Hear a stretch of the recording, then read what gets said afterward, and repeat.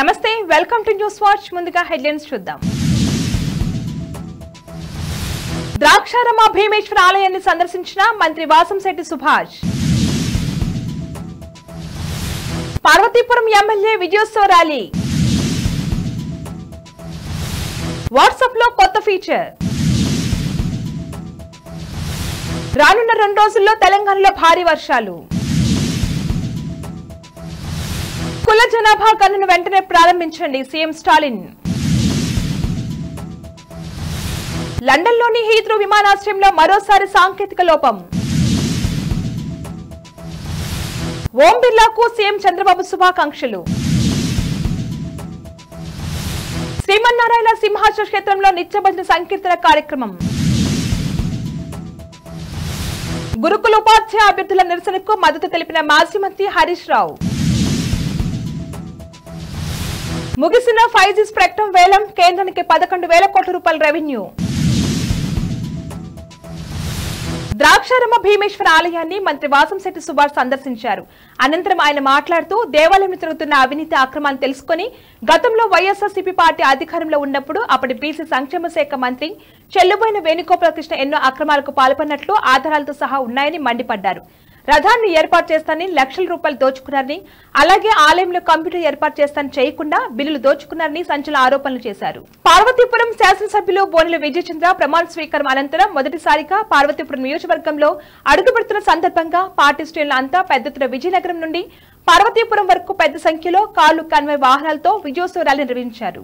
WhatsApp లో meta AI feature వచ్చేసింది. దీని ద్వారా ఏదైనా విషయం తెలుసుకోవడానికి ఇతర యాప్లకు వెళ్లకుండా ఈజీగా వాట్సాప్ లోనే పని పూర్తవుతుంది.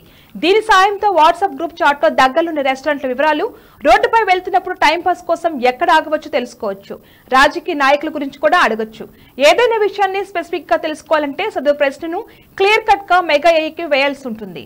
తెలంగాణలోని పలు జిల్లాల్లో రానున్న 2 రోజులు భారీ వర్షాలు కురుస్తాయని హైదరాబాద్ వాతావరణ కేంద్రం వెల్లడించింది.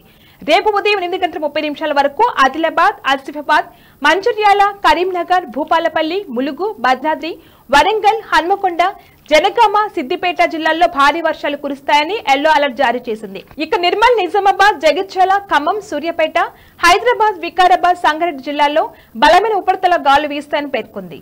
దేశంలోని ప్రతి పౌరుడికి విద్య, ఆర్థిక ఉపాధిలో సమాన హక్కులు మరియు సమాన అవకాశాలు కల్పించేందుకు కులగణన తప్పనిసరని తమిళనాడు అసెంబ్లీ అభిప్రాయపడింది. ఈ క్రమంలో సీఎం స్టాలిన్ దీనికి సంబంధించిన తీర్మానాన్ని అసెంబ్లీలో మూవ్ చేశారు.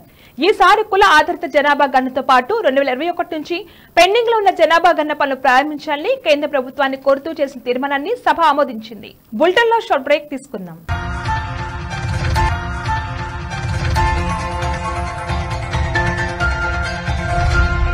Are you looking Green Mat Studio for rental purpose? For all type of video shoots, we are providing you 4K camera setup, video editing, VFX and 3D, anchors, makeup room. These are the all features which we are providing you. And also will provide outdoor Green Mat Studio setup. Come with concept and go with product. One step for your all media worries. For advance booking, contact us 988 533 117.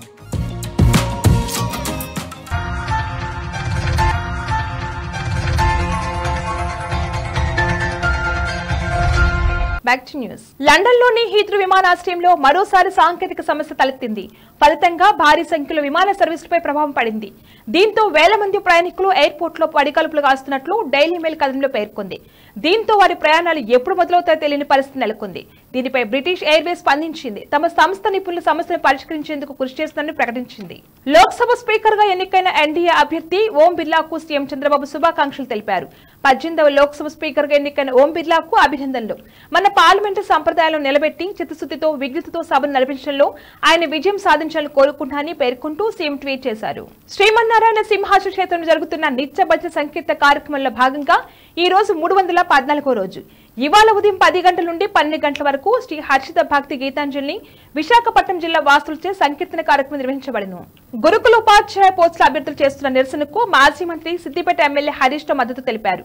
అభ్యర్థుల సమస్యలు వెంటనే పరిష్కరించాలని BRS తరపున demand చేశారు. ప్రస్తుత కాంగ్రెస్ ప్రభుత్వం ప్రజల కోసమని చెప్పుకున్నప్పటికీ గురుకుల ఉపాధ్యాయ పోస్టుల కోసం పోటీ పడుతున్న వారి పోరాటాల పట్ల ఉదాసీనంగా ఉండటం నిరుత్సాహకరమని ఆయన అన్నారు. కేంద్రం నిన్న ప్రారంభించిన 5G స్పెక్ట్రమ్ వేలం ఈ రోజు ముగిసింది.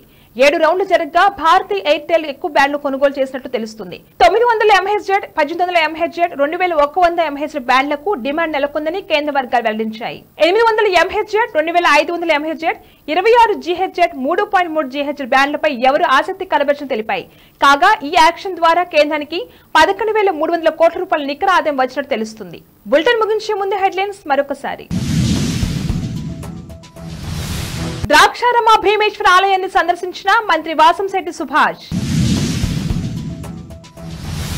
పార్వతీపురం ఎమ్మెల్యే విజయోత్సవ ర్యాలీ. వాట్సాప్ లో కొత్త ఫీచర్. రానున్న 2 రోజుల్లో తెలంగాణలో భారీ వర్షాలు. కుల జనాభా గణన వెంటనే ప్రారంభించండి సీఎం స్టాలిన్. లండన్లోని హీత్రూ విమానాశ్రయంలో మరోసారి సాంకేతిక లోపం. ఓం బిర్లాకు సీఎం చంద్రబాబు శుభాకాంక్షలు. శ్రీమన్నారాయణ సింహాచల క్షేత్రంలో నిత్యభజన సంకీర్తన కార్యక్రమం.